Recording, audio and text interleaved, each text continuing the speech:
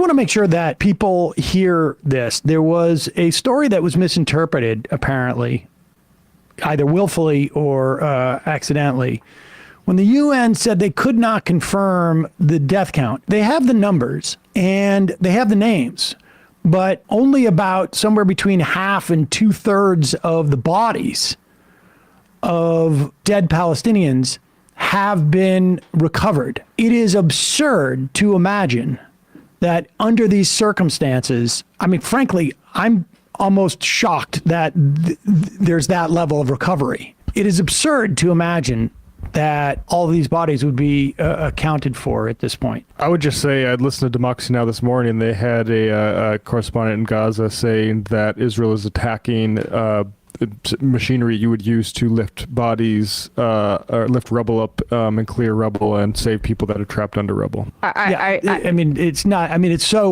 like blatantly obvious. And here's for instance, Joe Scarborough, just full on. Did he put a... This is genocide denial, by the way. Did he put a correction? No. UN halves estimate of women and children killed in Gaza. This is just simply not true. Not true. It's just the identifiable body. In fact, the UN had subsequently put out another statement to make it clear this was not true.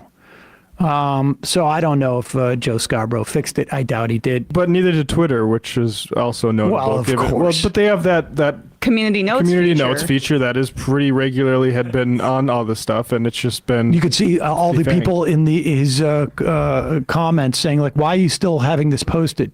It's an undercount. Because it's doing work. We know it's a massive undercount. So to put this out there, it's genocide denial. It should be treated with the exact same derision that Holocaust deniers are dealt with. Just because it's happening in the present doesn't mean that you should excuse it to that degree. It's actually worse, because what we're supposed to have learned from the Holocaust and genocides of the past is that we are supposed to be preventing it never again for anybody. And so that kind of historical knowledge is the time where it's supposed to be actionable is when the act of genocide is happening, so you can prevent it.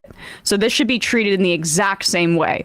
Genocide denialist Joe Scarborough, the host of the President of the United States' favorite program. Yeah. Noah from Tampa has a good a message as well. I lost my mind when the news came out as if half of 15,000 isn't still an effing genocide. And of course, I mean, the idea that he doesn't even take any pause before he does that, because if you look at the Israeli numbers of how many Hamas military they were killed, then we were almost to believe that there's virtually no civilian casualties in terms of what they claim. Now, of course, they have been counting every male that they have killed as a de facto Hamas member.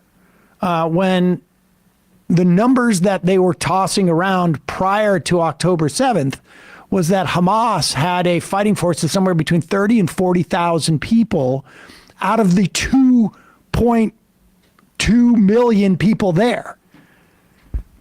I mean... They're biding time. They're biding time to starve more people, to have them die of more dehydration. That's what this whole thing is. And that's why he left it up, because that helps bide time. It's a product. When they say there's no stated military objectives, of course there's not. At this point, it's just like, let's kill as many as we can. And I know that, we've talked maybe off air, like, would it matter if the death toll gets to a certain X amount? Like, for the political realities of the ground, would that change people's minds? I'm not sure it would, but I do think that there's a deliberate strategy on behalf of the IDF and the Israeli government to do as much damage to human life as humanly possible before that true figure is revealed. I think without a doubt. And Joe Scarborough did the great job of doing that for them, by the way. Thank you for that. And again, just to reiterate, now we have U.S. officials now who are echoing what we've seen in the Israeli press over the past couple of days, that both the head of the Shin Bet and the defense minister and a couple of the top generals in the Israeli military have basically complained to Netanyahu that there's no plan, that essentially their job is to just keep going around in a perpetual killing machine with no end game, as it were, to this. And now you're starting to see, this is in Politico, Israel's total victory in Gaza is unlikely. This, according to top U.S. officials. Anthony Blinken said this in January. Defense Secretary Lloyd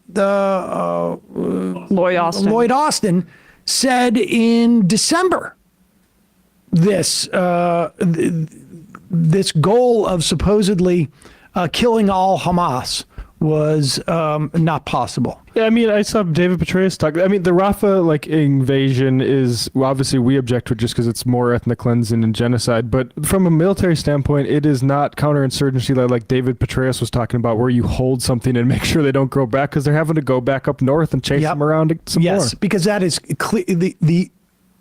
the agenda. The political agenda is to destroy everything, and the military agenda is to just do what the political agenda is. And so they keep going around. Apparently, the Israeli military is just sort of basically freelancing now, because they have there is no end game. So the idea of holding an area and keeping Hamas out supposedly is just not part of it, because their job is just to wreak as much destruction and havoc as possible.